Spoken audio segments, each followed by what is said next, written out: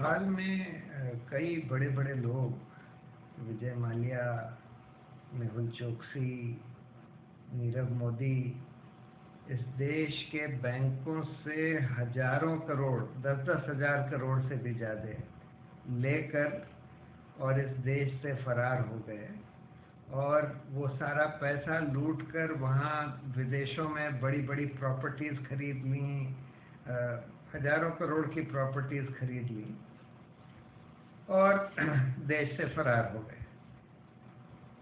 विजय माल्या के खिलाफ तो 2014 में ही बहुत सारे बैंकों ने कंप्लेंट दी रिजर्व बैंक को कि भाई हमारा पैसा 10,000 करोड़ के करीब इन्होंने लिया है। अलग अलग बैंक थे, कई सारे पब्लिक सेक्टर के सरकारी बैंक, स्टेट बैंक और कई बैंक।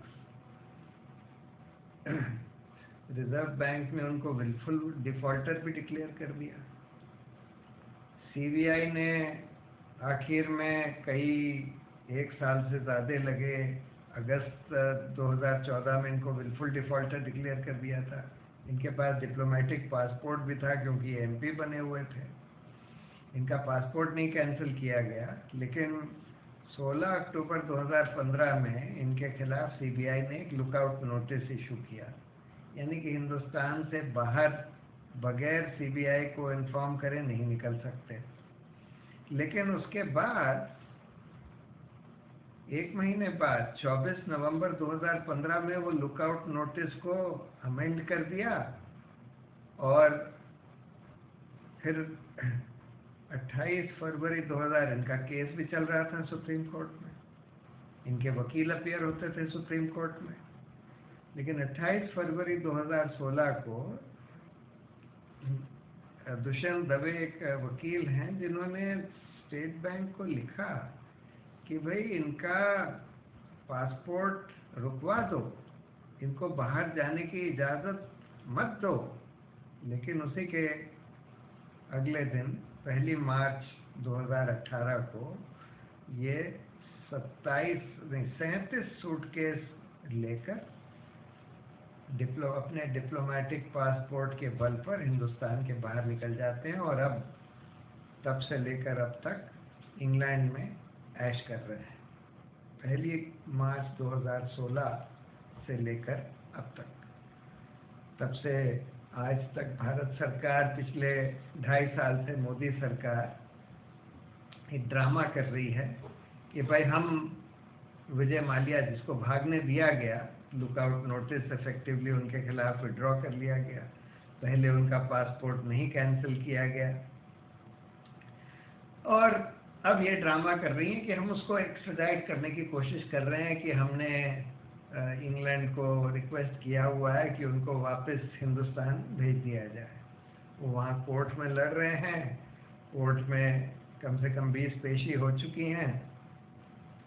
हर बार यहाँ के सीबीआई के स्पेशल डायरेक्टर साहब हैं राकेश अस्थाना, वो जाते हैं, उनसे हाथ वहाँ मिलाते हैं और कोर्ट की पेशी कर वहाँ ऐश करके वापस आ जाते हैं।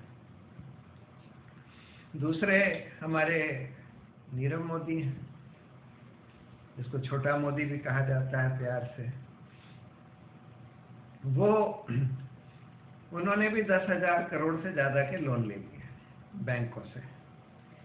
लेटर्स ऑफ अंडरटेकिंग ली कुछ बैंकों से, जो कि आगे रोल ओवर होती रहीं और जबकि उसके गारंटी की तरह होती है कि आपके पास अगर लेटर ऑफ अंडरटेकिंग है तो आप किसी दूसरे बैंक से जाकर लोन ले सकते हैं।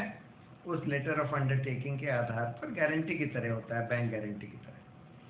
जबकि एक कंप्लेंट उनके खिलाफ 2016 में, जुलाई 2016 में एक विसल ब्लोअर थे हरि प्रसाद, उन्होंने प्राइम मिनिस्टर्स ऑफिस को कंप्लेंट करी मोदी जी को कि भाई ये आदमी, इसने 10,000 करोड़ से ज़्यादा, ये कुछ हीरे जवाहरात की कुछ बिजनेस करता है, कि इसने 10,000 करोड़ से ज़्यादा बैंकों से लोन लिया हुआ है और इसके एसेट्स जो हैं 25-30 करोड़ से ज़्यादा नहीं है।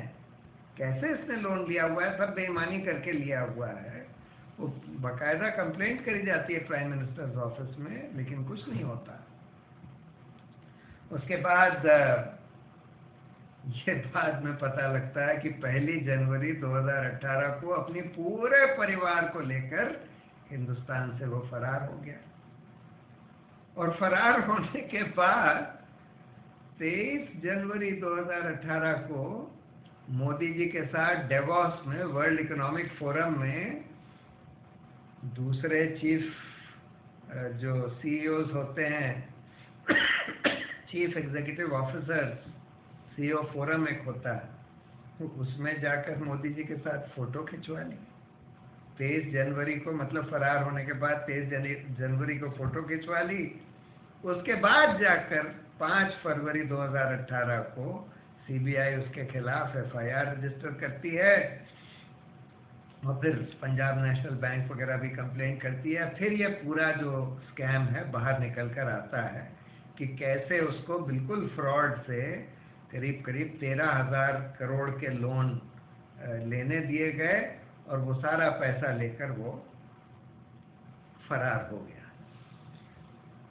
अभी हाल में ये खबर आई जो कि सरकार की तरफ से दी गई कि अरे अरे हमने नीरव मोदी को लोकेट कर लिया है, वो अब इंग्लैंड में है और हमने यानी सीबीआई ने रिक्वेस्ट दी है इंग्लैंड की अथॉरिटी को कि विजय माल्या की तरह उसको भी एक्स्ट्राडाइट किया जाए। अब विजय माल्या को तो आप 2 साल से एक्स्ट्राडाइट कर नहीं पाए, इसको आपने भागने दिया और उसके बाद आप कहते हैं कि इसका पासपोर्ट कैंसिल कर दिया। जब वो भाग गया तब ये पता लगा कि अपने कैंसिल्ड पासपोर्ट पर भी पूरी दुनिया घूम रहा है, कम से कम 10-12 देश घूम चुका है। कैसे घूम रहा है? अगर आपने उसका पासपोर्ट कैंसिल कर दिया, आपको कैसे नहीं पता लगा? और अब आप ये ड्रामा कर रहे हैं कि भाई हम उसको एक्स्ट्राडाइट करना चाहते हैं। क्या आप सोचते हैं कि देश बिल्कुल बेवकूफ, हम लोग सब बेवकूफ हैं?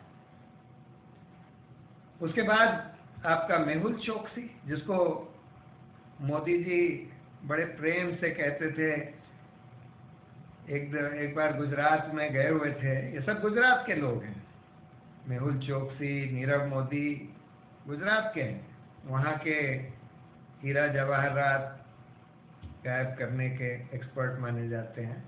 तो वहाँ मोदी जी एक मीटिंग में कहते हैं कि आजकल देखिए ये बड़े बड़े शोरूम से भी बिक्री नहीं होती, लोग बड़े बड़े शोरूम बना लेते हैं, हमारे मेहुल भाई यहाँ बैठे हैं,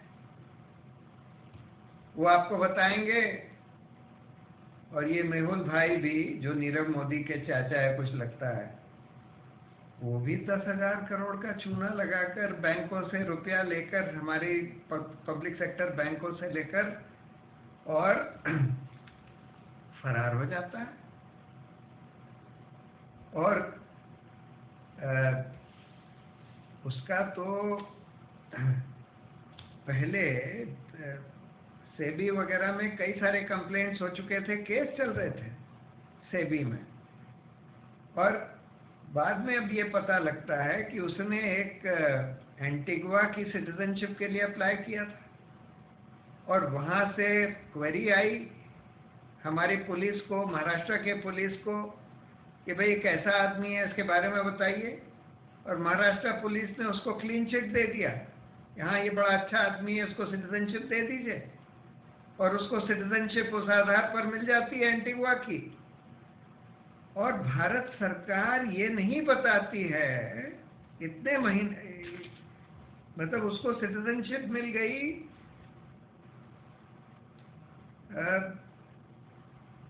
2017 में, और उसके बाद वो 1 जनवरी 2018 को फरार हो गया हिंदुस्तान से, वही जब नीरव मोदी फरार हुआ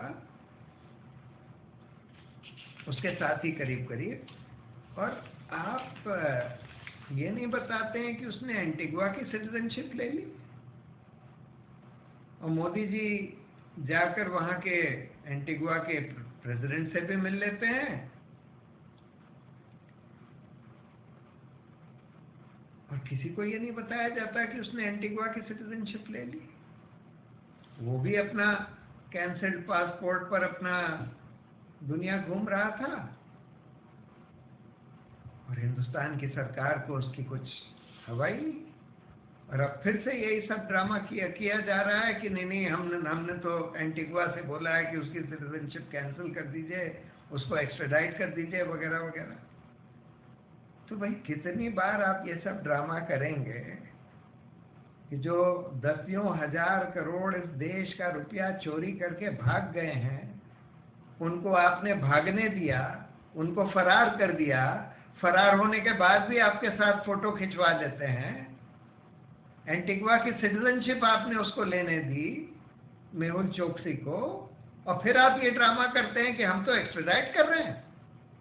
जो आप 2.5 साल से विजय माल्या को भागने दिया, और फिर आप ड्रामा कर रहे हैं 2.5 साल से कि हम उसको एक्स्ट्राडाइट कर रहे हैं, और देश के लोगों को आप बेवकूफ समझते हैं।